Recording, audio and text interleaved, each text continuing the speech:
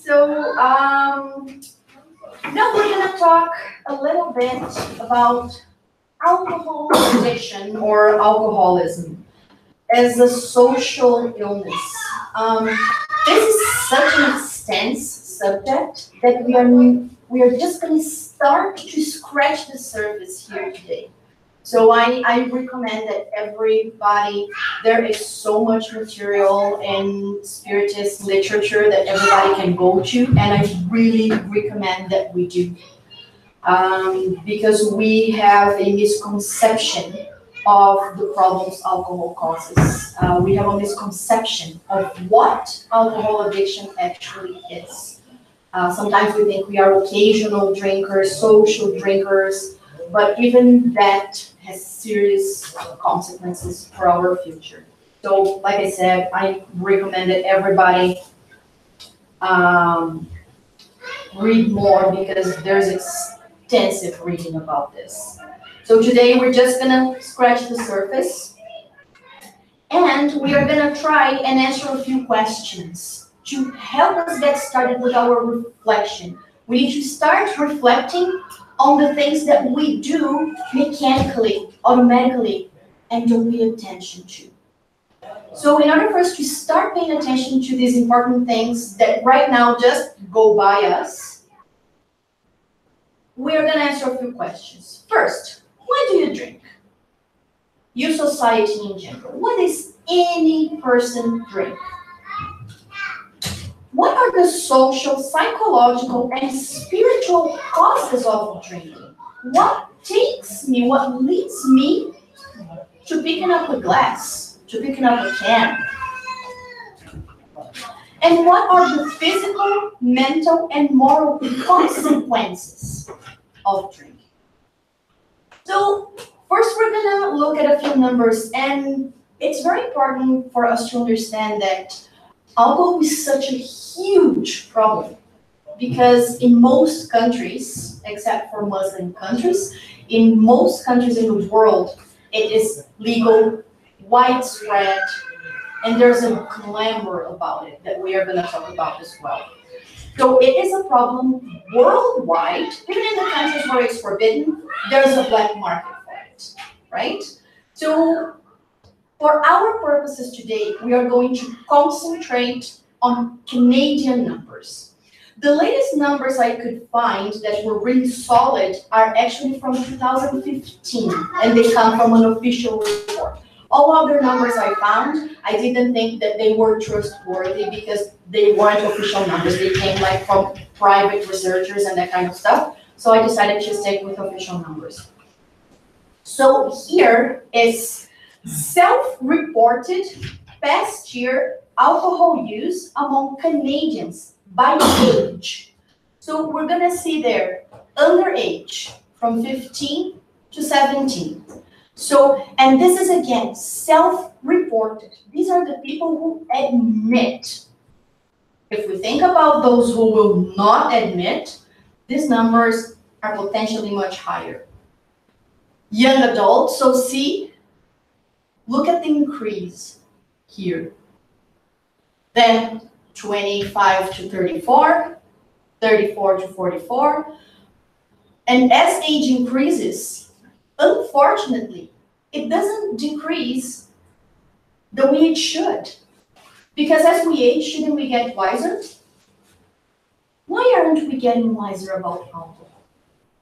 Why is the consumption still so high at such an age where we already have problems that come from aging and we're still not slowing down the drinking?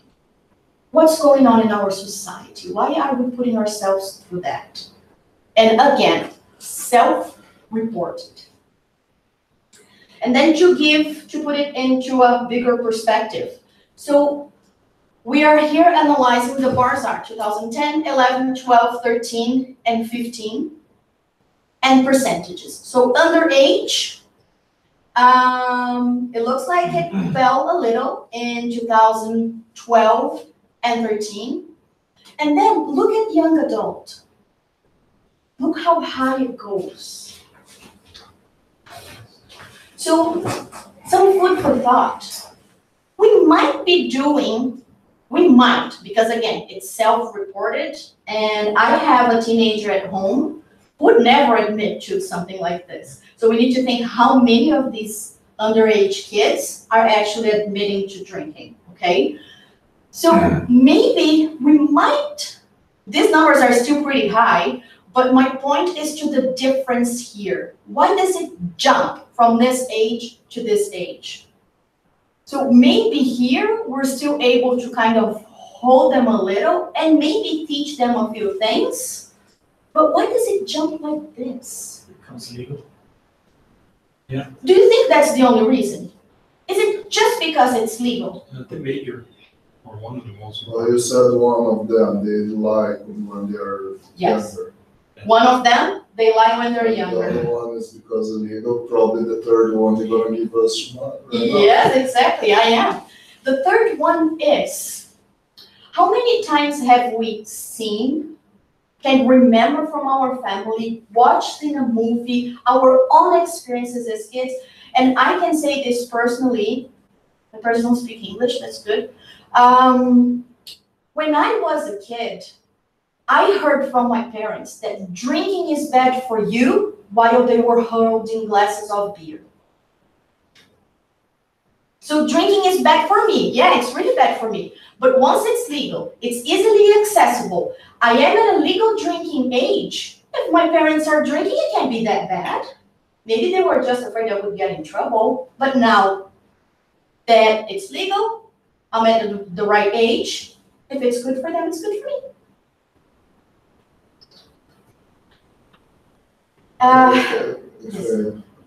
Yeah. The huge question here is, why is it legal to minors? Because it's something that is proven damages the healthiness of someone. Mm-hmm. Then when you are adult, you can choose your own path. But that needs to be very, very clear. Even the legalization of the alcohol is already telling you it's bad, because it can damage a lot your healthness, and that's why young kids can't or are not allowed to do so. Yeah, because it can seriously damage, because there's still information. They are still growing. They are still forming their brains, their nervous system, everything. So it can cause irreversible damage to the person they could be in the future. So this is why it's frowned upon. But then again, it's legal. Once we are of legal age, hooray, let's party. And that's the point when we're going to talk about why we drink and the social causes of drinking. But here is a number, and now next slide is going to tell you the source for all these numbers. They come from the report called Alcohol Harm in Canada, and it's a report about alcohol hospitalizations directly related to alcohol. So as many as 16 a day, believe it or not, more girls than boys are hospitalized for conditions entirely caused by alcohol. And that goes from car accidents to alcoholic coma, to falling on the street and breaking your face because you're drunk, like all kinds of different situations, but entirely caused by alcohol. And see that our girls are drinking more than our boys. I wouldn't say so. Yeah. No, at this group age. At younger, that's what the official numbers say. Is like they have less weight, don't they? Pardon me? They don't need to drink more. That's the point. They're much lighter. Yes. But it's reported that they are drinking more, and one of the possible reasons is exactly what we're going to discuss. The reasons why we drink: to belong, to be with the cool group. For many girls, what the media sells as the ideal woman to be wanted by a good boyfriend is something that is not something that is easy to achieve. And sometimes drinking helps you forget and feel like you're part of that group. So that could be one of the social reasons, and we're going to talk about it. But again, these are just the official numbers. I didn't put them there. This statistics is based on hospitalized kids. Yes. And hospitalized kids, when you take the point that he brought up, varies from me to you to everybody else here, the potential to drink more or less. And for sure, because of the weight, the body is more sensitive. I understand what you guys are saying. The report mentions that too. However, what it says before these numbers is how they were reported. And they were reported in like instances, like how many times, not how much, but how many times you drink a week, a month, per year. So not how much you consumed, but how many times you drink. No, the other statistic is about how many girls are hospitalized. Because these other graphs, all the data collected reports a higher number of girls. Like there are other graphs, you can go to the report and look, but when they divide between male, female, and total, the number of girls is higher. At least the self-reported. Always go back to the self-reported. So the self-reported number of girls is higher. More girls admit to drinking more times than the boys. Sure. That's what the numbers boys say. like more. Yeah. I'm just kidding. Go ahead. I prefer not to talk about that. Okay. Still, can we deny this is a serious problem with deep roots in our society? We can't. And then we ask ourselves, why? Why do we drink? Well, it looks glamorous, right? Look at that. Doesn't that look cool? Doesn't that look cool and glamorous? Hey, come on. This is culture, right? I have a world globe with alcohol. That is so super duper cool. There are even, like, look at that. It's art. This is pure art, right? There are some others that even remind us the bottle, and mind you, these pictures, you know how I found these pictures? Searching by the coolest liquor bottles in the world. So these are the coolest. And this one is considered super cool because it actually reminds us of another way of taking drugs. So how cool can it be? It's alcohol and it reminds me of other drugs. Man, I'm smoking. My friends are gonna be impressed. And then, if everyone drinks, I need to drink too. And I need to do more and better. I need something like this. I don't know if you guys can read, but it says, finally, I have a glass that fits my needs. We need a wine at the end of the day to relax. Mom needs her wine every Friday. And it's glamorous. If they do it, it's good for me. And many times you can even look innocent. Look at that bottle, so cool, it looks like a teddy bear.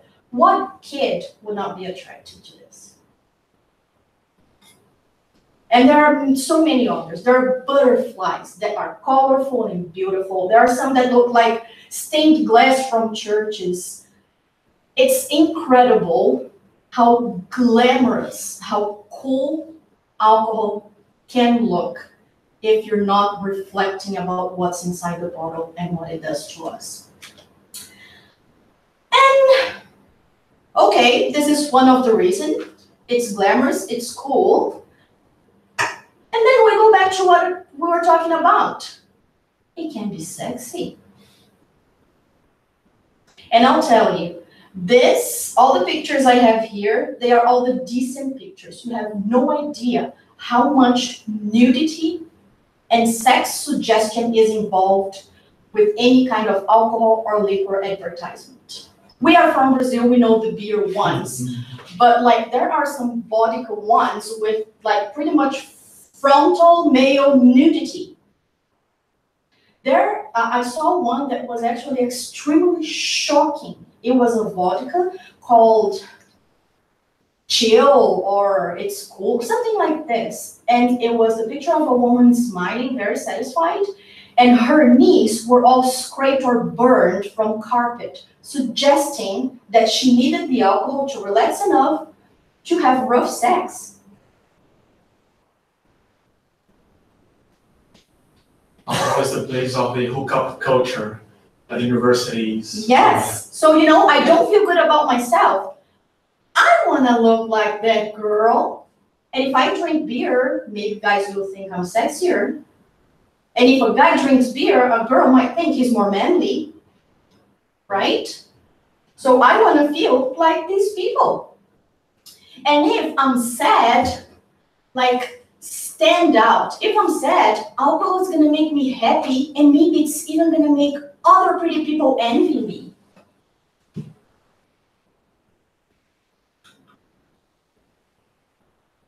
If I'm stressed out, I can't relax. And there's lots of famous people to tell me that in alcohol advertising. If even the perfect good girl drinks beer, I don't want to stay behind. The funny thing is the name of the beer. Yes. Yeah. Yes, it's degrading. But then again, we go back to the glamorization, right? To wanting to belong. I want to belong in the group of the cool kids. I will do whatever the cool kids do. If it's opioids, if it's alcohol, I want to do what they do. So we're going to talk about the social causes later. And it's the same thing with men. Like I said, this is a well-behaved one. There was one with, I don't know, probably a Finnish model or something, with full frontal nudity. He only had the bottle in front of his privates. So it's not different, even though 99% of advertising includes mostly women, sexy women, pretty women. There's a whole lot of male advertising as well.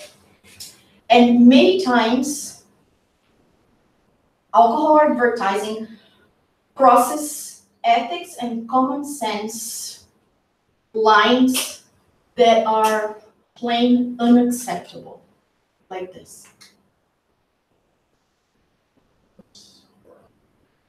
One thing that's horrible too is what we see, we have seen in the cigarettes and now we're seeing in alcohol. Sports people making commercials, like Neymar, we're talking about a lot of World Cup right now, and Neymar is well known between kids. He was supposed He's to an be, idol. and he is a big propaganda guy for Brazilian beer, and this is screwed up because kids grow up with their idols in front of them, telling them, yeah, drink in school. Yeah, you know, like when we had those commercials with Zeca Pagodinho in Brazil, go wherever life leads you. Deixa a vida te levar. We need to laugh at life. But this industry has a lobby so huge that, and we still think that's impossible, but look at cigarettes again. Huge lobby, it's done. The industry is going to death. Thank God. Well, there are some countries that still struggling, like China, India, to get rid of all. But it is a matter of time. But alcohol, it's a big issue. And it is about to get worse. Where in Canada, it's about to get worse with the legalization of cannabis because it hardly ever goes alone. As they say in English, misery likes company, right? And Renzo is going to talk a whole lot more about it, so I'm not going to get into his bit. So this is why we drink, but this is all an illusion. All the sexy, all the cool, all the handsome guys. What is reality? How do we end? This is how we end. This is how we end. Who would want to see their mother, their sister, their daughter in a situation like this? This is an old picture. So just, I don't know if everybody who has kids here knows. So just as a piece of information, this is an old picture. It has been on the internet for a very long time. However, according to fairly new Canadian laws, no matter the age, anybody who takes or shares a picture of a naked man or woman or child, if this person, no matter the age, is reported, they will be registered as a sex offender. For receiving a picture and laughing at it and sending to a friend, your teenage son or daughter can be registered as a sex offender. We really need to talk to our kids. It is. Great.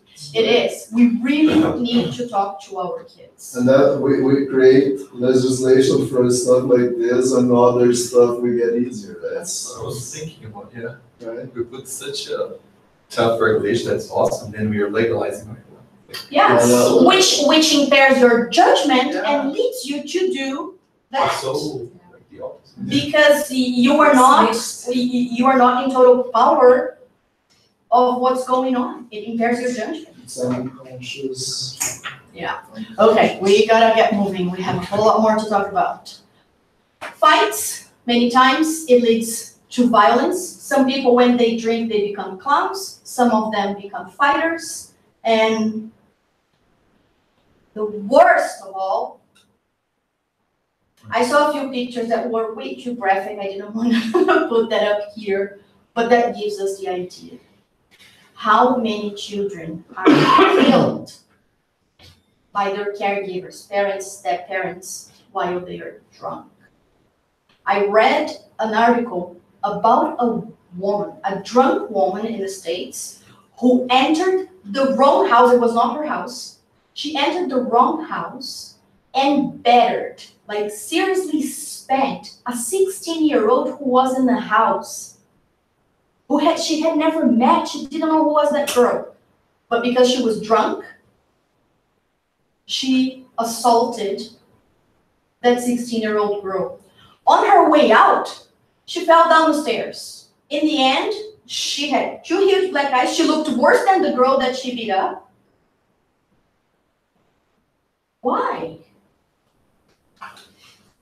And of course, drunk driving.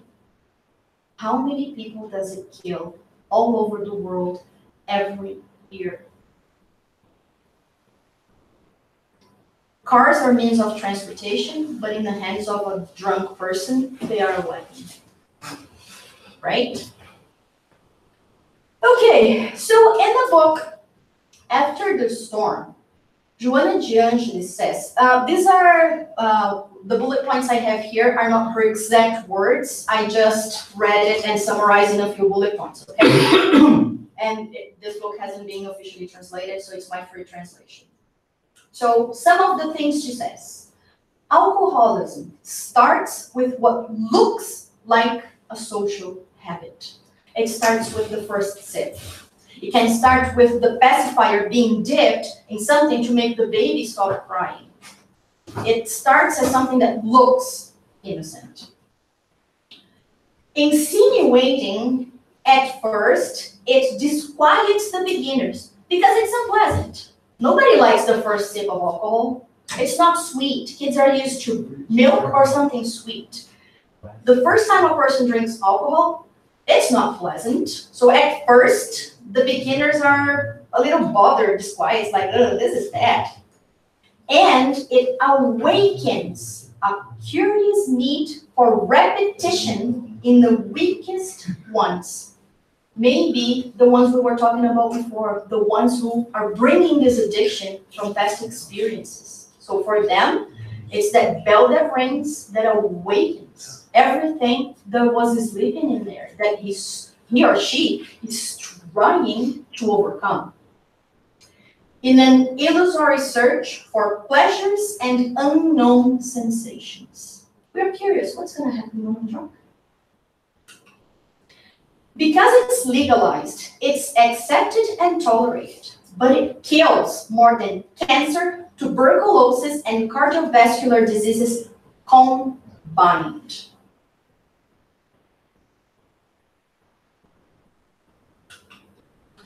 So this connection with alcohol enslaves the minds and poisons the body. It starts with a seemingly innocent aperitif, unnecessary, by the way, like we were discussing at lunchtime. Who needs to have a little dose before lunch? Oh, it's, just to open my appetite. Do you really? I think the people who are laughing have parents or grandparents who used to say that. Been there, done that. That was my family too. So Put in a coffee in the morning. So it starts with an innocent aperitif that is completely unnecessary, but that is repeated so many times that it becomes a necessity. And as the quantities increase, the connection that was just like a social drinker, an occasional drinker, that connection becomes absolute domination. If you can make it through the day at work without drinking, your mind is, what time am I going to get home to get my aperitif? What time am I going to get home to get my little dose? I just need one a day, I'm good. I'm not an alcoholic. So in the book Existential Conflicts, and you are going to see parts of this book in mine, maybe, I don't know if Renzo's, but Moa's and Alita's going to talk about this too. Hint, hint, let's read that book. This addiction destroys homes. Users commit horrific crimes, regrettable and shameful violence, cutting short millions of lives that could have been dignified through the work of the user and abstinence. And again, it goes back to the theme of what we're talking about. It's a social disease. Because alcohol doesn't just affect the user, just like any other drug, just like any other addiction. It affects the family, it affects the friends, it affects the social group they're in. Until many times they end up completely alone. The effects of alcohol can be felt in two stages. One that stimulates, which is euphoria and disinhibition. If I'm shy, I'm going to drink so I can go talk to girls or boys. And one that depresses, lack of psycho-emotional control, lack of coordination and sleepiness. When we get to the stage of, oh, I love you, man, you're my best friend, I don't know what I would do with you. I always joked about it, but look, this is what it is. We lack psycho-emotional control. Why do we say those things? Because we can't control it. We impair our brain in such a level that we can't control our emotions anymore, and we cry and we laugh and we cry and we laugh. When you start to asking forgiven, Yes. When you start asking for forgiveness, you're probably getting to the stage of sleepiness. Okay, it's time for someone to tuck you in and say, go, you're good, you're done, right?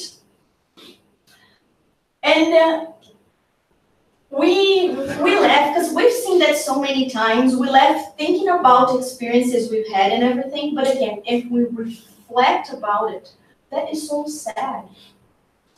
Seeing a lucid person lose their emotional control is actually sad. So, same book, Existential Conflicts, now chapter 14. Joanna de Angelis She talks about the kinds of drinkers in detail. It's a very long chapter. So she talks about all kinds of drinkers, what we think we are. I think I'm a social drinker. I think I'm an occasional drinker. I think if I start drinking, I won't be able to stop. So she talks about all kinds of drinkers. I recommend it. And some of the causes. So psychosocial and causes why we drink. One of them, usually very present, in many or most cases, anxiety. We have the illusion that alcohol can calm us down and make us happy. Any kind of conflict. I drink because I'm shy. I drink because I'm emotional unstable. I drink because I'm jealous. I drink because I have inferiority complex. Because I have masochist disorders, meaning I like to suffer somehow. Sometimes it's not physical pain. Sometimes it's a disorder that actually makes me like to suffer degradation, to be humiliated by someone. As weird as it might seem, it can happen. To give us courage. I have no courage to do something. I have no courage to have a tattoo because it hurts. So I'm gonna go and drink. If anybody here has ever had any tattoo done at a good place, they actually don't allow you to drink because it thins the blood and actually bleeds like crazy. So people who think they should drink before they get a tattoo so it doesn't hurt too much, they even have no idea what they're talking about. They're not supposed to, because it bleeds more, right? So is it really giving me courage to forget unpleasant memories or situations? I want to forget about all this. If I get drunk, I numb my mind. I don't have to think about it. And one reason that Joanna doesn't mention, but that is very fresh in my mind because of an experience I had Friday, for celebrations. Every time we're going to celebrate something, first thing we think about, champagne, let's toast, a beer, a wine. Oh, we have to celebrate this. Let's go out for dinner and we need some champagne. So in our society, the way it is nowadays, alcohol goes hand in hand with celebrations. So we, at the place I work, we had a celebration last Friday. They were celebrating bigger profits last year. Awesome. They ordered amazing food, and the CEO actually bought a sweatshirt with the brand for everybody in the office. 200 some sweatshirts, excellent quality. And there goes the Wasn't well, apparently the profit was way more than that. So wasn't that enough? He's giving everybody a present and he's feeding everybody. But if there's no alcohol, it doesn't feel like a celebration. And for me, it was actually a very interesting experience to be probably the only person who didn't drink anything. And I was able to watch everybody, to watch people that I work with every day who are very quiet and shy, all of a sudden start talking with their hands and arms and, the whole disinhibition and stuff. But then is that the real person? Again, we think just like pills, we think that alcohol will solve problems and issues that we have to work within ourselves. It's not a quick fix, because that fix lasts about an hour and a half, 2 hours, depending on how much we drink. And then we're back to our reality. We have already damaged our brains. We might have done damage to our body. And we are back to who we are. It doesn't fix anything. And even in social media, Facebook, Instagram, whatever, when people want to show everybody that they're together and they're celebrating, they usually have something in their hand. And it's usually a glass or a can or a bottle. So, those are like psychosocial causes. What do you think could be some of the spiritual causes? What could could be behind this? And could is the magic word. Could doesn't mean it is. Could. There's usually a history from past lives with alcohol abuse or other substances, because addiction connects to addiction, where the spirit contracted serious debts with other spirits. There's one possible cause. That they were already addicted before this incarnation. Oh, come on. Sorry, wrong button. So when the offender and the offended, so when the person who abused alcohol and might have hurt or victimized someone, when that person meets their victim, the victim may stimulate the offender to fall back into the old addiction. Maybe.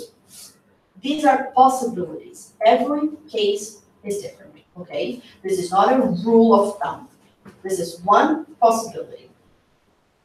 And usually this happens, again, if the spirit that they hurt hasn't forgiven them.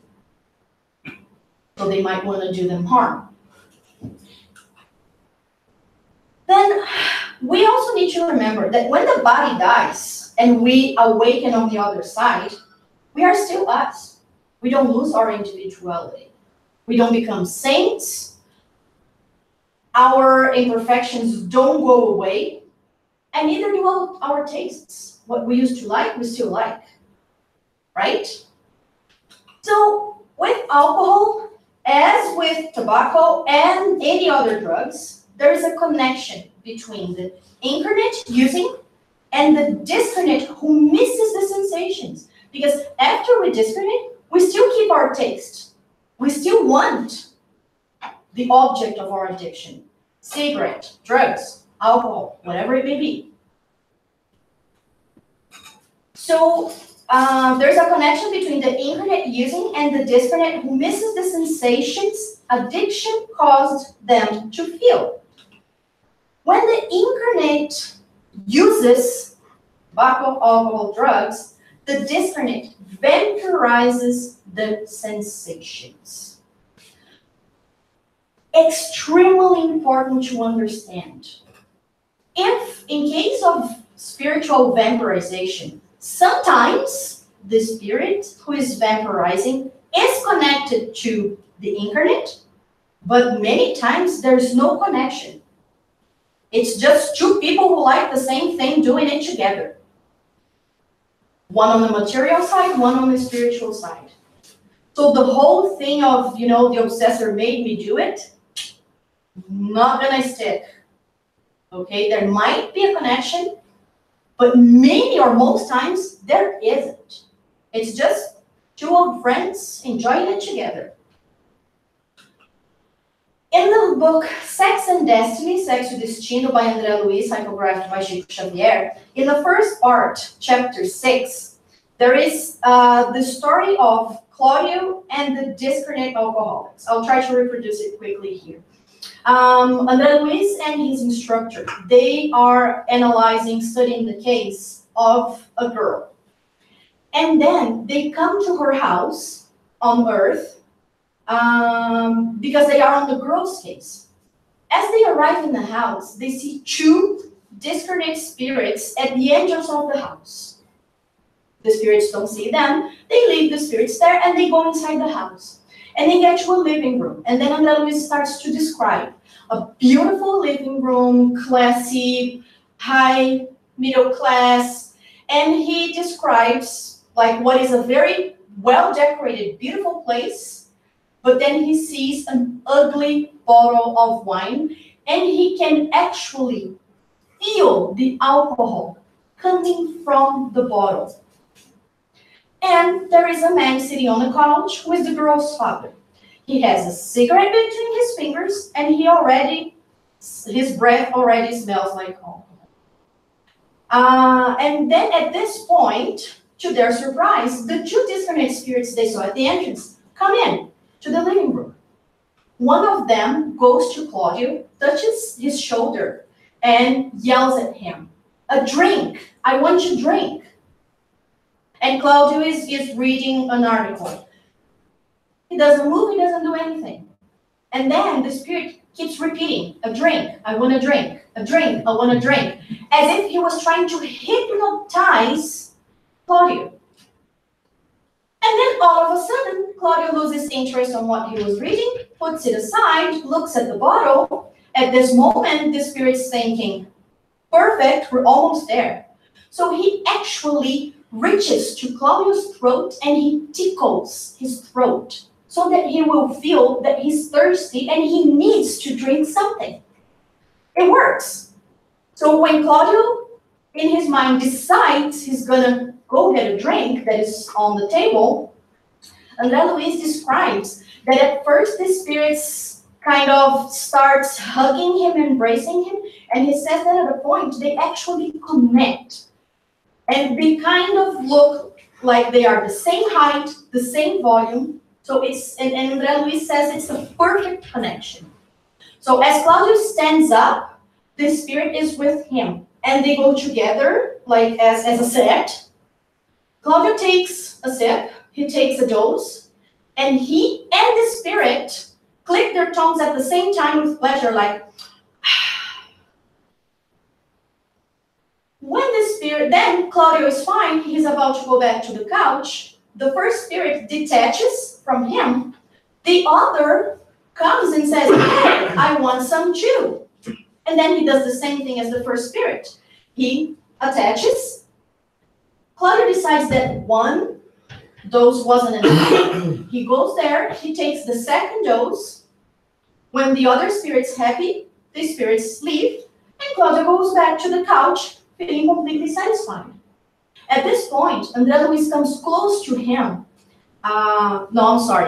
When he was taking the second dose, André Luiz goes close to him to see what is the mental connection. If Claudio is under the influence of the spirit, if the spirit is somehow forcing Claudio's thoughts. And André Luiz realizes that it's not. They are two friends drinking together because they want to drink together. Claudio has 100% of his free will preserved.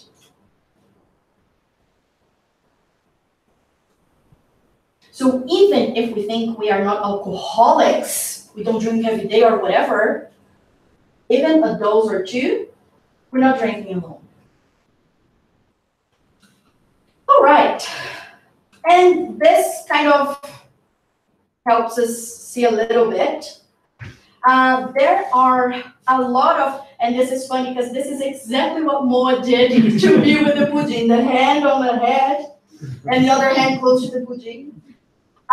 There are very graphic descriptions in several books because these addictions, the more we give ourselves to this, the more they affect our purse spirit, to the point that that we deform our purse spirits. So there are several accounts of why it happens, and this is André Luiz. This is from one of the books, and there are on the seminar that Alirio facilitates. He talks about two reports, two accounts, two instances, two passages of two different books that actually describes vampires as having a kind of an octopus shape, that they actually hug you in order to be able to better absorb the sensation.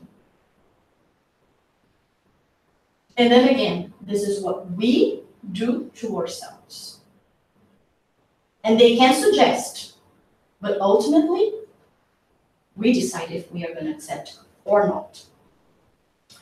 So, just quickly, in existential conflicts, same book, chapter 14 still, Joanna de Angelis says, the impairment usually doesn't last very long, but it can go through 3 stages: excitement, depression, and coma. We had talked about excitement and depression. but there's the possibility of coma. So in excitement, euphoria frees the patient from their emotional conflicts, repressed when they're sober. It doesn't last long, between an hour and a half and 2 hours. In the depression state, the patient moves unsteadily, wobbles, stumbles, and oscillates between sadness and happiness. I love you, I hate you, I cry, I laugh. Sweats profusely, gets nauseous, throws up. The person can also become vulgar, aggressive, commit crimes at this stage. It's the depression stage. And then comes numbness, depending on how much we've drank. A kind of sleepiness, and it's the alcoholic coma. At this stage, a cardiac collapse can lead to disincarnation. So yes, we can die of alcohol overdose. Overdose is not just for other drugs. Alcohol can also kill us in an overdose. It slowly progresses, the habit of drinking slowly progresses to intellectual memory problems, emotional numbness, and behavioral problems. The patient looks pale, tired, has liver problems, can catch infections and pneumonia easily. And when delirium tremens starts, it's extremely hard for the patient to recover sanity because of serious problems in the central nervous system and problems in the liver, kidneys, pancreas, stomach, intestine, heart. All this due to excessive alcohol consumption. Sometimes the patient ends up with alcoholic dementia. At this stage, they're close to death because their organic functions have been so depleted that their bodies simply cannot continue working. Can we do anything about it? Or it's their problem since it was their choice?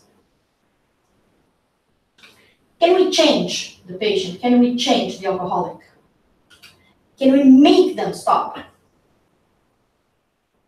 Do we have that power? What can we do then?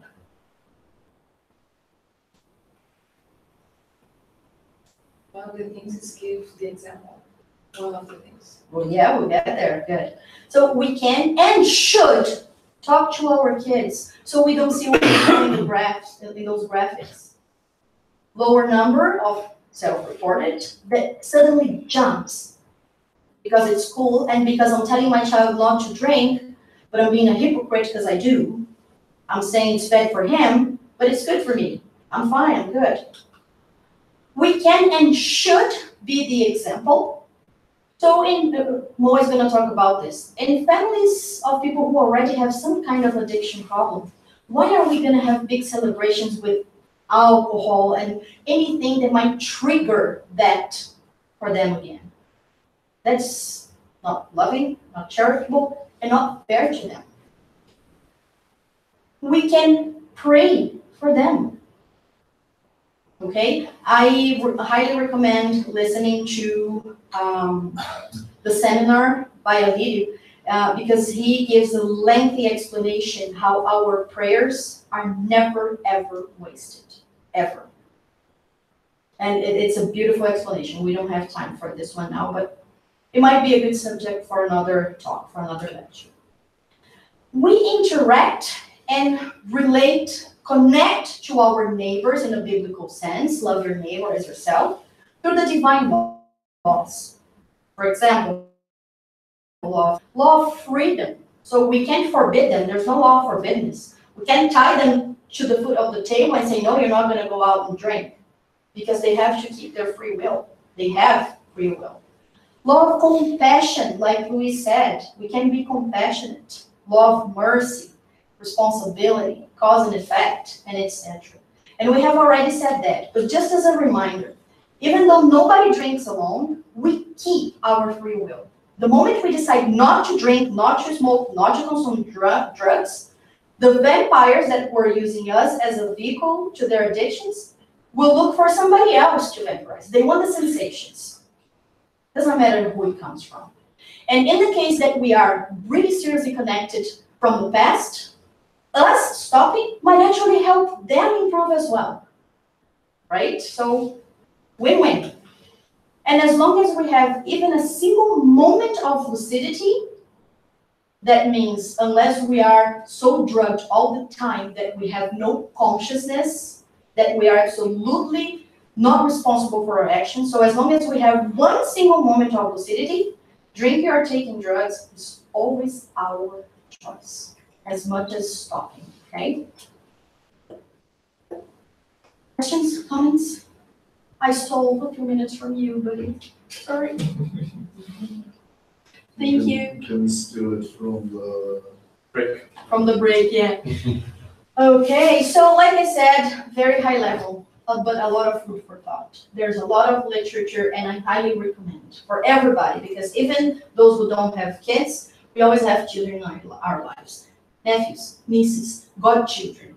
We are always related to children somehow. So we have the conscience to try and change our own behaviors, but the young ones need guidance. But they need guidance from someone who has reflected upon it, who understands the deep spiritual implications of any kind of addiction, alcohol being one of the biggest problems because it's legal, and now we're gonna have another huge problem in Canada with legalized marijuana. Good, thank you guys. You never eat pudding alone. Well, I don't, because Mo is always there. Reading about, like, you know. Yeah, and he takes pictures and communicates me.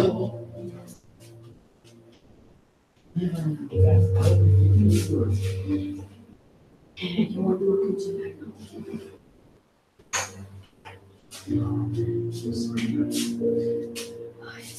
There's Talk and pudding.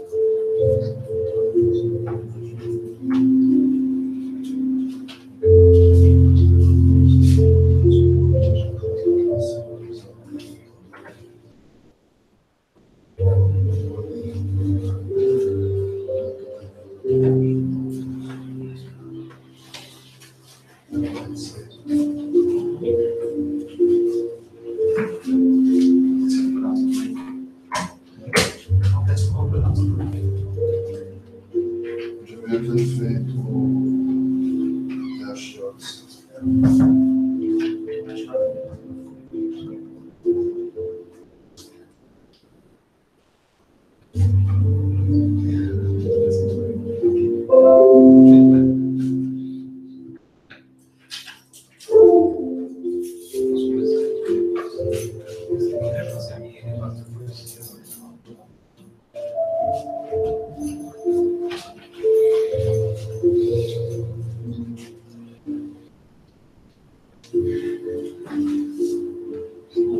So, we were talking about, you know, fighting com FSS, mas tá deixando demorado.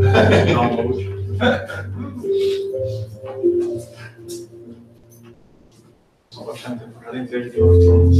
Esse é o jogo da Copa. Cara, assistiu o jogo da Colômbia. Bom, olha. Quem que é o colombiano polonês, né?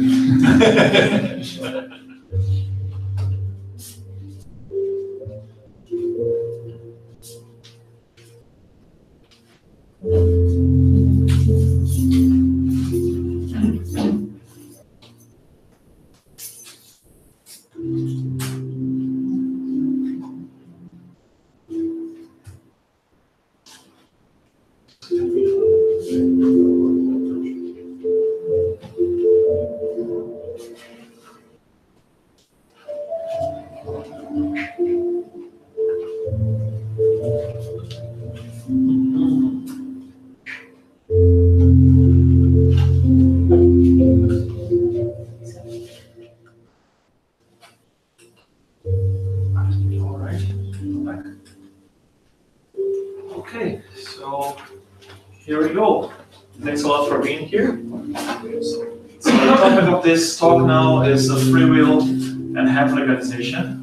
And it has many, many points of contact with the talk that Eric gave this morning, and also Luis later on and Renata a few minutes ago. It's very timely, this talk actually, because we might have heard on the news that now Canada became the second nation in the world to legalize marijuana. What is the first one? Netherlands. Uruguay. Yeah. So as a nation, yeah.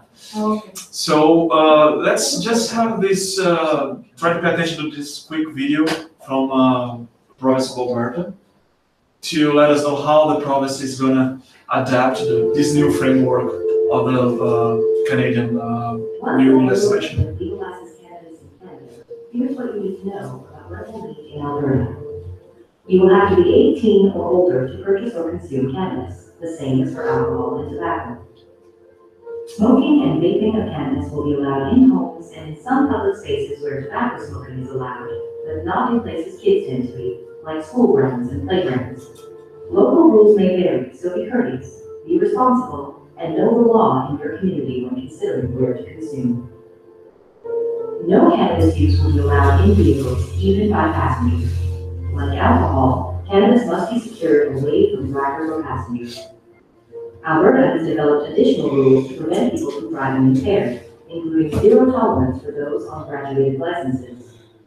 Remember, impaired driving, whether by drugs or alcohol, is still impaired driving and against the law.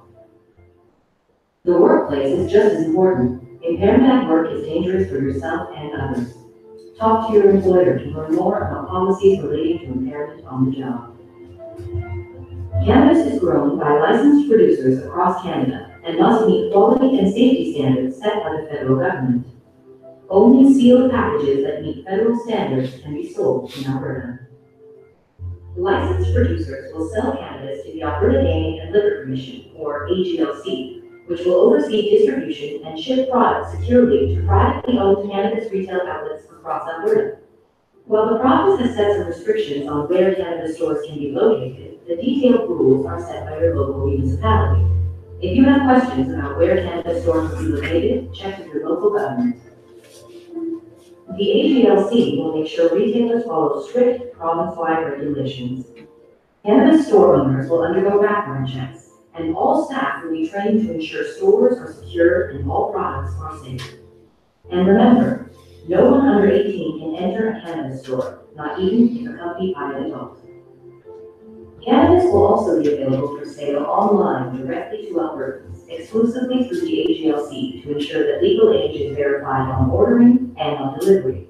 Medical cannabis will continue to be available through licensed producers with a medical authorization, as it is today.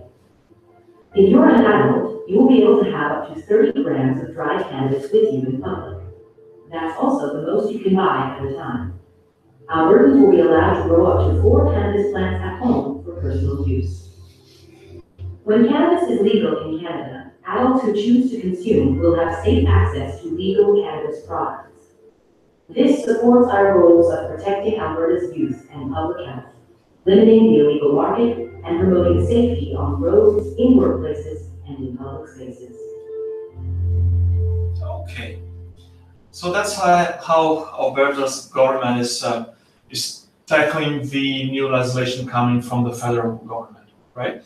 So you might have heard that the legislation will be in effect on October the 17th.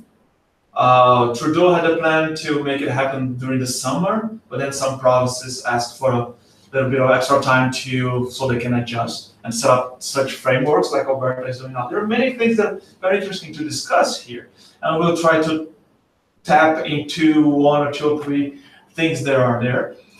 But to start, I would like to set up the context. So how do you think that marijuana, cannabis, it's consumed here? How often is it consumed by how many people? And it's actually a lot. If you think that we have the highest rates in the world, 21% of youth and 30% of young adults reported using cannabis within the last year. That's the reported. And it's still a lot, right? But then, so let's just describe some products. So it could be used as like dried flower or the leaf, and even edibles, right? Sometimes we forget about it, sometimes not. We have cookies or cakes, and hashish. And this source of information here is very interesting to have in mind. National Cannabis Survey. They do this survey every 3 months or so, and then they update the results and then see what is the map of cannabis in Canada. With that said, were you familiar with that? Did you guys know that was happening in this country? Mm-hmm. Okay. So let's take a step back and go through our initial reflection. First of all, why are you here? And Eric asked the same thing this morning with a slightly different idea. Why are you here? Because I want us to think about the ability to choose our paths, our ability to take control of our free will. Remember the title of this talk, and the focus will be also the free will and how it relates to the hemp legalization. So why are you here? And at the end, we all could say that we're here because we wanted to be. We have the free will to do it. But then comes the second question. Have you used your free will to make good choices? Is it a good choice to be here? Okay. How many other choices I make during a day? How many of them are actually focused on making good? And what does it have to do with hemp legalization? How do you feel about the laws of humans? Legalization, it's basically the government setting up a rule, a legal instrument that will relate how people in this country will deal with the cannabis situation, how they're going to interact with the products and so on. But on a broader scope, how do you feel about the laws of humans? Are they the same as the law of God? On how do I feel the law of God? And that's the most important thing that we are trying to do during this seminars, these lectures and group discussions that we have had here at the FSS. So that said, so now you may be thinking, do I support hemp legalization? So let's tap into a survey that Alberta government did last year. So since they knew that that was coming, they started like doing some surveys with the people here. And basically 36% of the population of those that were interviewed, they strongly support, while 23% is strongly opposed to this legislation. So it's not unanimity, like, so it's clear that. And then where am I here? You don't have to answer here, just to put some thoughts and make sure that we have the right mindset when scrutinizing this scenario. And to set a stage, I would like to not introduce you, but to take a moment to go through the question number 616 from the Spirit's book. And it goes like this: can God have prescribed to mankind in one age what he has forbidden in another? And what do you think? Can the laws of God change? Can the laws of humans change? A lot, right? And it's just changing right in front of us, okay? Related to hemp legalization. Why can't the law of God change?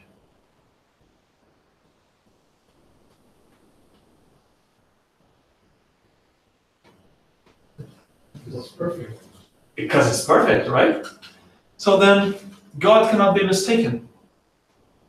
Men are obliged to change their laws because they are imperfect. So if they're imperfect, then you have to adapt and adjust. The laws of God are not this way. But the laws of God are perfect harmony, which regulates both the material universe and the moral universe is founded on laws established by God from all eternity. That sets a stage to have this moment of reflection about hemp legalization, human laws, and the law of God. So how does it relate to it, right?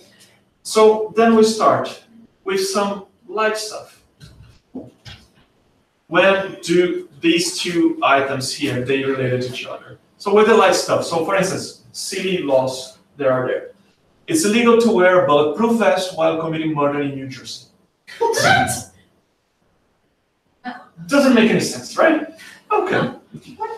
Or the royal prerogative number 1324. The head of any dead whale found on the British coast automatically becomes the property of the king and the tail of the queen. Laws of humans, they serve a specific purpose at one point in time, and they are totally imperfect. Okay? So there are many other examples like that. You can go like 25 craziest laws ever, Google it, and then find some more of these examples. But let's dig a bit deeper here. So Tibetan monks need permission to reincarnate. What does that mean? Is the Chinese government trying to regulate how this reincarnation process happening to them? Because they're all related to the politics is very tricky in that area, and they try to regulate this thing. So, okay. Second one, we're building up a momentum here, right? The Chinese One Child Act. How does it relate to the laws of God? One update here, the act was relaxed in November 2013. So there are some exceptions where Chinese now can have more than one kid. Yeah, like if it's twins, right? What do you do? I'm serious. Because there was a time where the parents had to pick one. Okay. Yeah. But then it starts to become something like we struggle trying to understand how it relates to the God's law, right? Let's go to the next one. In Saudi Arabia, females are not allowed to drive. That's totally a human designed by humans, because under the eyes of God, There's no such a thing as male and female, right? So, but things are changing, right? So there's a very nice update, and by total coincidence, starting today, they are allowed to drive. Starting today, June 24th, 2018, they will become allowed to drive today. Some of them might have, they might be driving right now back there. Well, they're not allowed to do this school. So things are changed, right? So sometimes you think, okay, we're approaching with the human laws as they evolve, we're approaching the laws of God. Sometimes not. How does that work? So we can also think about the trial by combat. And actually, 2/3 of the US Navy lost 2/3 as many officers to dueling as it did in combat. It's just insane, but that was the right. So death penalty is another thing where you can definitely take a step back and think, what is going on? How do I view this law made by humans? How am I going to relate or interact with such law in my conscience, right? All right, but then I guess I set the stage to make us think about the hemp legalization. Do you think that it's something that is approaching the laws of God? Because if there's free will, does that mean that I can do whatever I want to do? What are the consequences for the whole society the moment that the country decides to legalize marijuana use? Okay? I guess at this point, it's a bit clear now that we want to make this parallel between these two types of laws, and then understand how does it feel inside when we have to deal with these things with the society. Okay, so next step, we go to the law of liberty. We're talking about free will. Free will is there under the law of liberty. And especially here, I want to just tap into two questions from the freedom of conscience. We've been talking about conscience. Eric did a great introduction this morning. Talk about conscience, and let's go through it. Question number 836. Do humans have the right to set up barriers to freedom of conscience?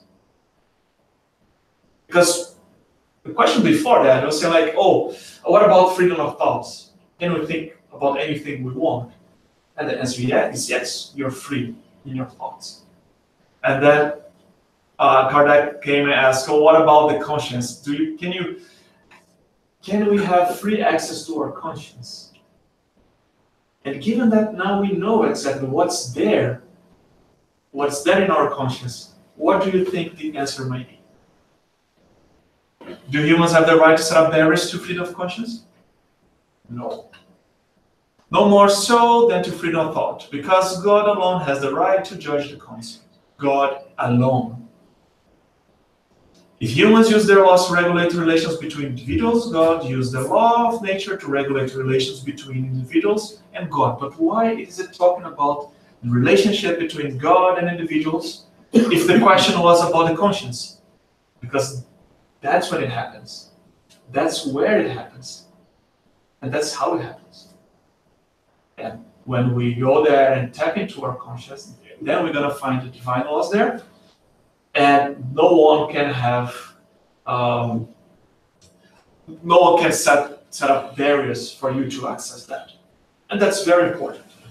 The other question is every honest belief to be respected, even when completely false? Because, or maybe people watching us or here at the audience, we may think, okay, so I totally support like hemp legalization because of this, and that.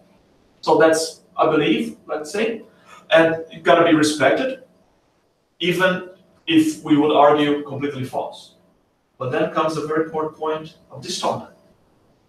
Every belief is worthy of respect when it's sincere. Okay, that's fine. But when it leads to the practice of goodness, if that belief is not bringing good, then actually it's not worth of respect. So that will be our north when discussing some situations we'll see later on. The practice of goodness should be the compass. Should be how we're going to evaluate our approach. Blamable beliefs are those which lead to the practice of evil. Okay, so that's fine. This whole slide here is to whatever you believe, and if you answer the first question of this talk, say why you're here. If your answer was, I came here to see what Spiritism will tell me what to do. Like, what is the point of view of Spiritism? And can I do drugs, or can I do alcohol, or can I do marijuana, or can't I do? For those who are here expecting a final answer, right? So a recipe. The point is you're just totally missing it, right? But then every belief is worthy of respect when it leads to the practice of goodness. But that's a condition that we need to fulfill, right? That's a condition.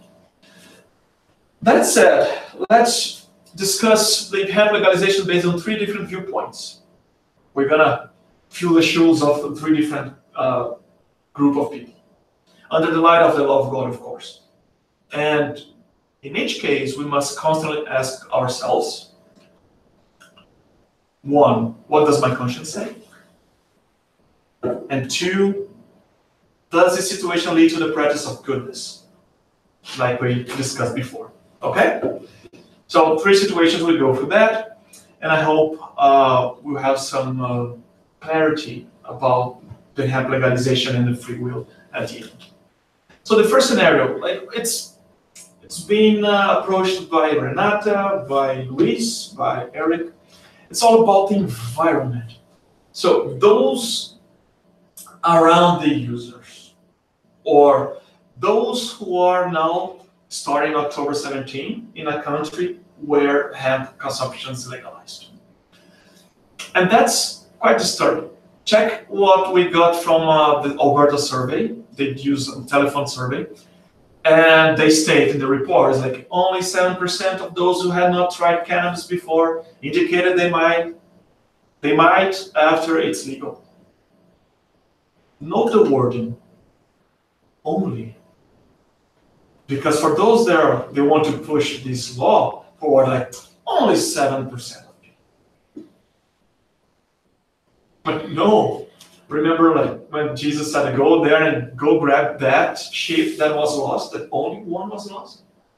And the 99 others were, they were taken care of. But if you're saying that 7% or even 1 person is going to be harmed by this legislation, you just cannot say like only 7%. So, oh, it's fine. Like, it's not that no one's gonna try, only 7%. Just remind you, 7% of Canadian population. Of 30 million, yeah, 36 million. Almost 3 million. Yeah. So Canadian population is 36 million. So if you go 7%, 3 million people are indicated they will start using after it's legalized. Yeah, but there's partially true. Okay, survey, they call you, collect your answers, and then see how it goes, right? So we go back to the other survey that I told you at the end, the National Cannabis survey that happens every 3 months.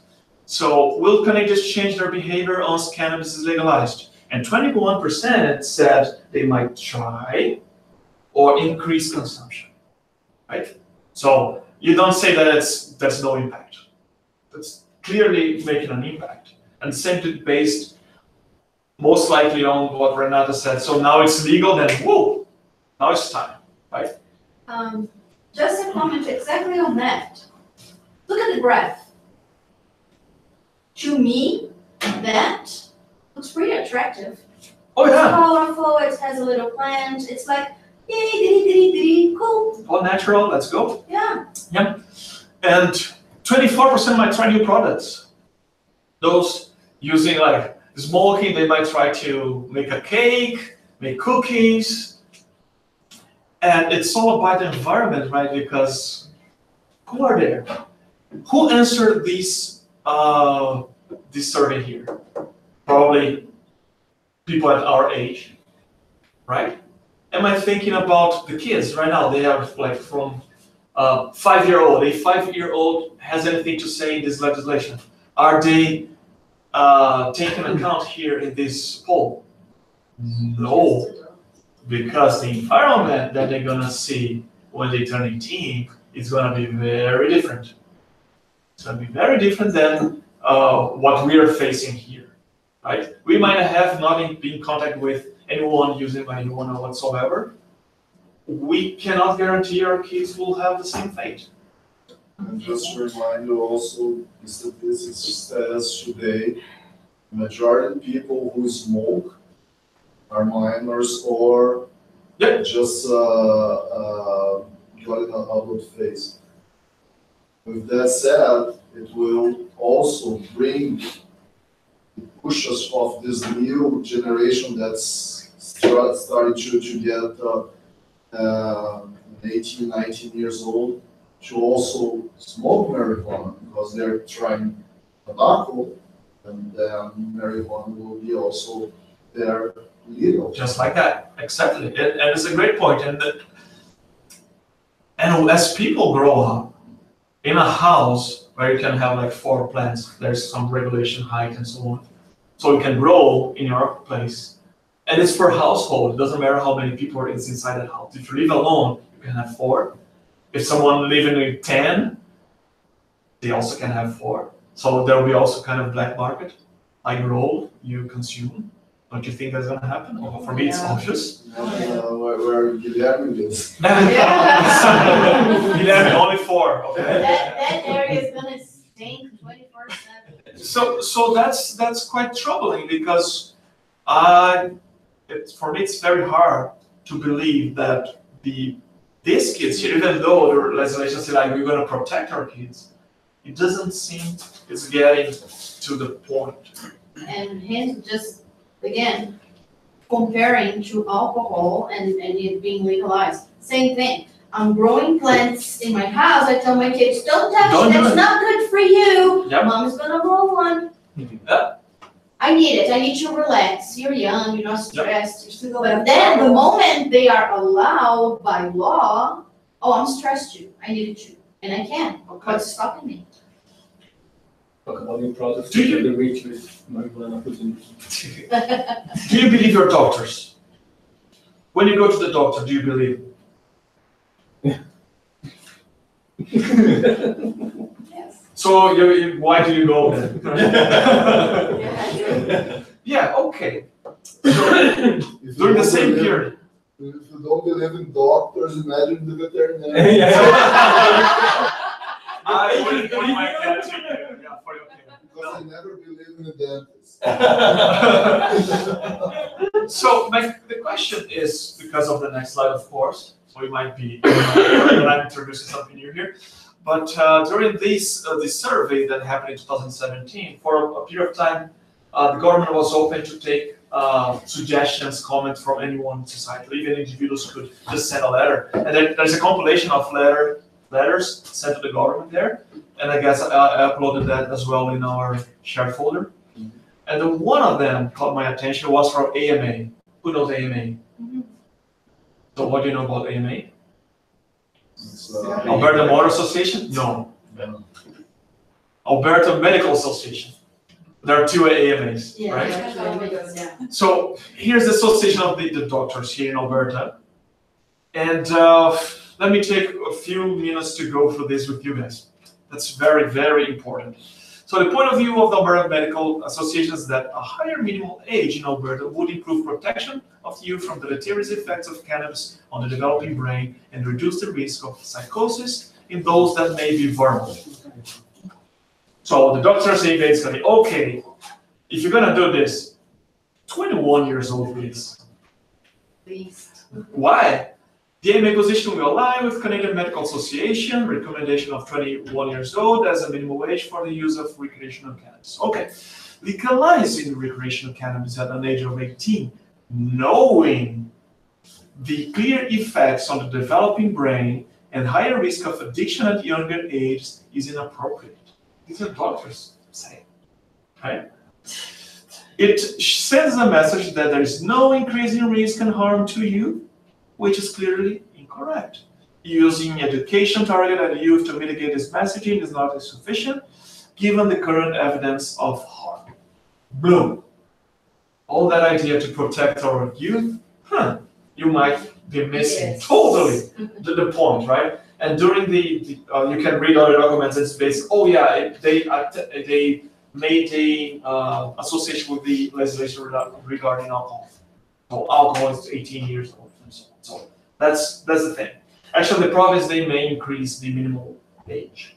So enjoying the point, like enjoying. Enjoying this conversation about the medical, but also brings me or drives me nuts is the recreational word used in this. Yeah.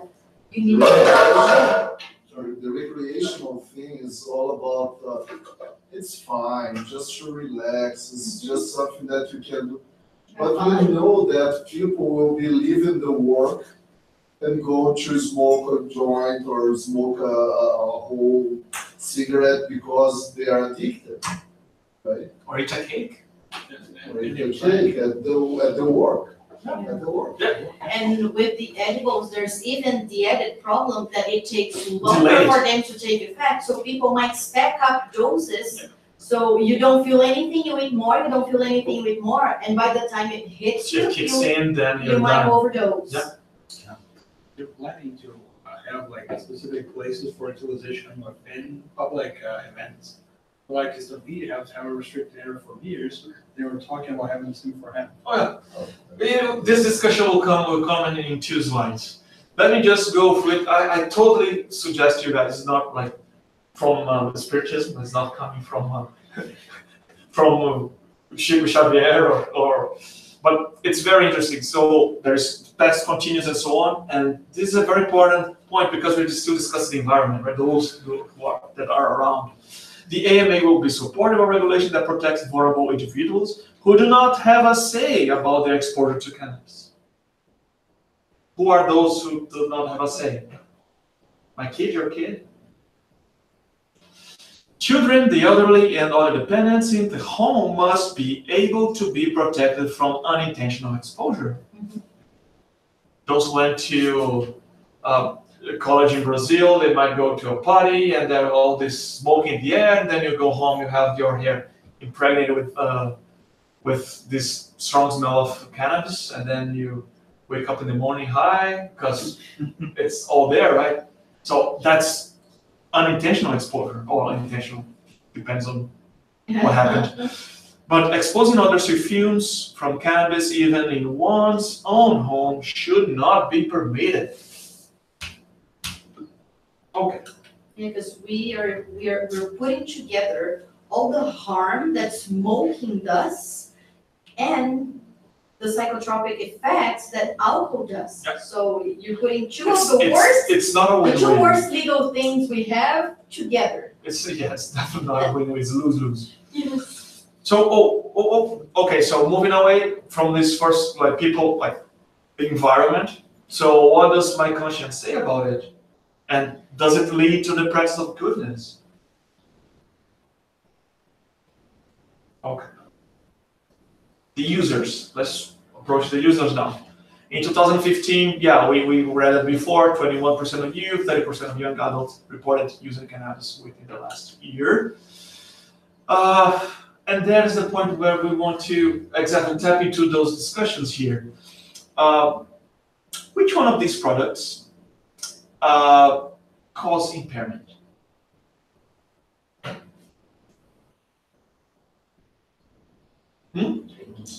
All but cigarettes. Regular. Okay, so impairment. So I don't know how much you have. yeah, but let's like under regular dose, if you can call it, alcohol and marijuana. Yeah, it's totally you can have a clear effect of impairment. Smokes, yeah, actually, and Tylenol.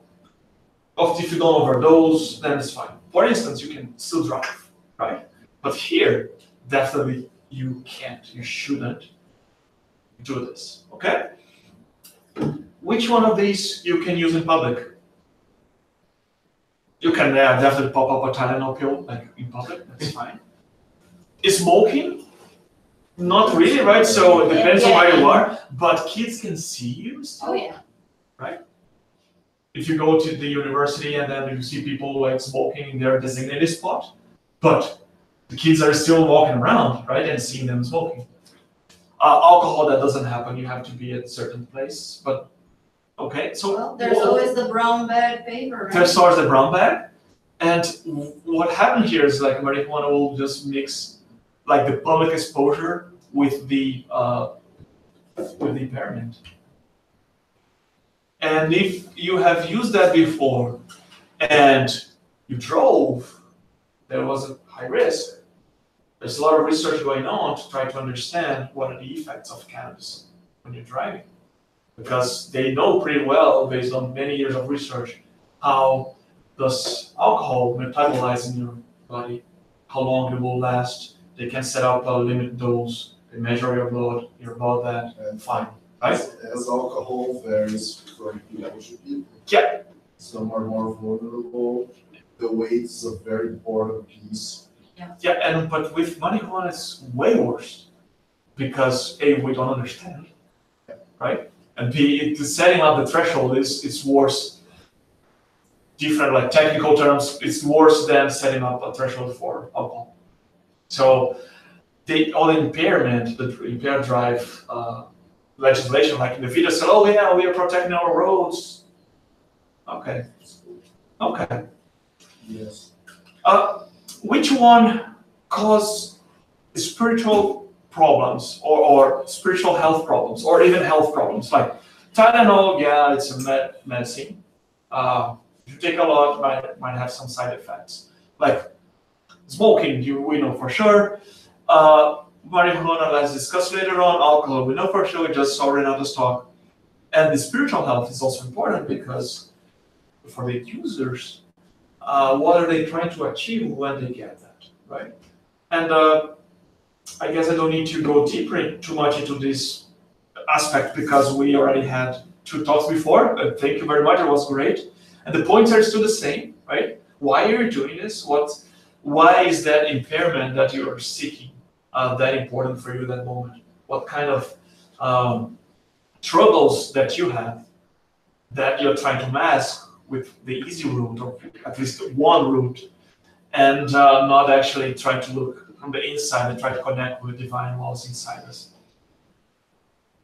Okay, that's very important. Now, another thing that pops to my mind is all this legalization and how the environment has changed. Do you remember? Well, we talk about tobacco, and it's still legal today, right? What happened during the 60s, 70s, 80s with tobacco? It was crazy, right? Because everyone had to have one to be part of the group. It's as glamorous as alcohol. It's as glamorous as alcohol. And it was a must. You gotta do it. How come you're not doing it? And are we going to the same route with marijuana? Let's think about it for a second, right? But the history repeats itself. What happened to Marlboro cowboys? So, like, not this one particular, but there are at least 4 Marlboro men have died of smoking-related disease. And did they feel regret at the end of their lives? We can't say for sure, but we can imagine because it was with us. Yeah, one right? of them, He was very. he recorded a lot of videos, like warning people not to do it, and it's not glamorous, and And if we're doing marijuana right now, will we think about, why do we think about the future? Because same way at that time, smoking was totally fine. It's not going to affect your health, right? Remember that this time, there was no serious research on the damage of smoking. Okay, smoking is one thing. Let's go to medicine, like the pills that you might take. And they go through several layers of regulations, and eventually they go to the counter, and then you take them. 1960, many women in Europe took thalidomide, a drug meant to prevent early miscarriage, but instead caused over 10,000 birth defects worldwide. So that thing went through several layers of regulation, and later on they thought, oh, you know what, our bad, not good for you. Yeah, Stop it. sorry. Sorry. Or the same thing with the DES, it's synthetic estrogen, and then eventually what's causing miscarriage and vaginal cancer in girls. So that is just to put marijuana consumption in a long-term context. What do we know now? Not much. What we'll know in the future if we decide to take the easy route. Right. So when individuals are immersed in an atmosphere of vice, addiction doesn't even become an almost irresistible draw. Remember that Eric had the same question this morning, and that was fantastic. So let's just read through it. Although I'm going to emphasize a different point. So draw, yes. Irresistible, no. Because in the middle of this, the atmosphere of vice, addiction, you may sometimes find great virtues. That's fine. That was Eric's focus. There are spirits who have the strength to resist. Remember all the steps to develop this strength, and who have at the same time the mission to exemplify good influence on their fellow beings. And I want us to focus here on the exemplifying good influence, to be the example, right? So for those who have the strength to resist, in our understanding, those who are more, they have progressed in that area, right? They are further away in the spirit scale, right? Might be superior, so on. They have the strength to resist, and they need to be the example. That brings us to the third scenario, the third group of people we want to discuss, the others. But not before thinking about what does my conscience say? I'm a user. I am practicing good. Is it really good for me? Short term, long term? And then we go to the others. What are their role?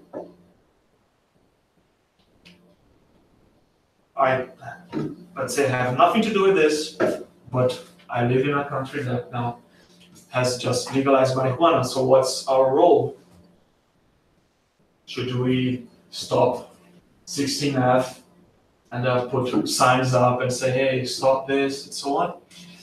Because, yeah, the numbers are alarming, but there's still the majority of the population is not into it. Okay? So the numbers are high, like 30% of young adults trying that in the last year, but it's still not a majority.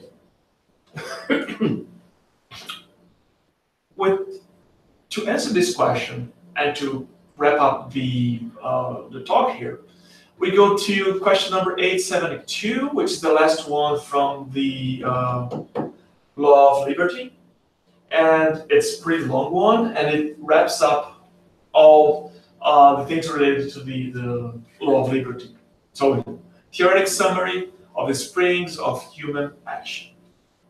So, what drives us? What makes us move? Those are Kardec comments. Kardec comments, yes. Thank you. Yeah, so I guess we'll read and that'll be fine. The issue of free will may be summed up as follows. Humans are not fatally led into evil.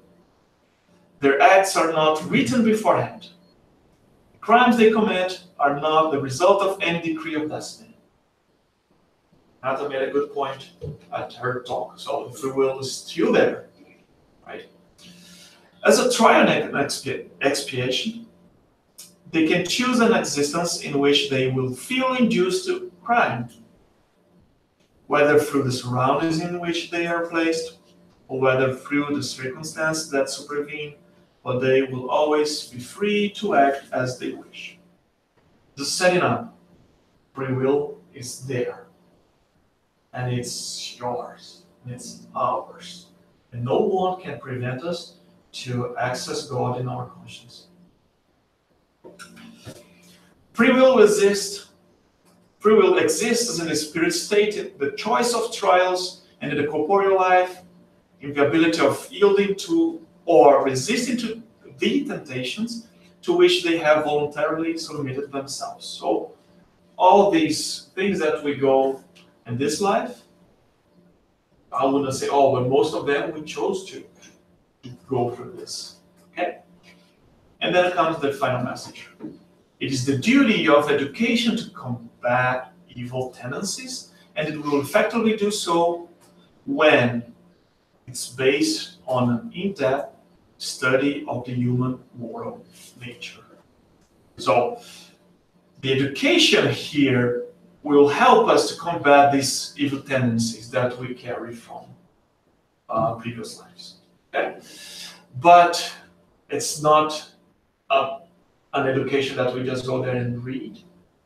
There are other layers in this education. But we know for sure it's based on the study of the human moral nature. The moral laws are there for us to be studied and exercised. Through the knowledge of the laws that govern this moral nature, humans will manage to modify it. So we gotta go deep into the moral nature of humans to modify our behavior. Just like intelligence is modified through education and physical constitution through bodily care. Okay? So what was the question here? What is the role of the others? If related to this comment from Karnak, it's related to the education. To the education, to educate ourselves to the moral nature of our existence. Okay? So we can modify it. All right. Then why are you here then? As others, we are here in this workshop to help us educate ourselves and accept this loving invitation to exercise our free will, focus on the practice of goodness and nothing else. That's how we'll know for sure how a human law like hemp legalization is affecting our existence as immortal spirits. We do have our free will. Let's do it in the practice of goodness. Okay, and that's it. Thank you.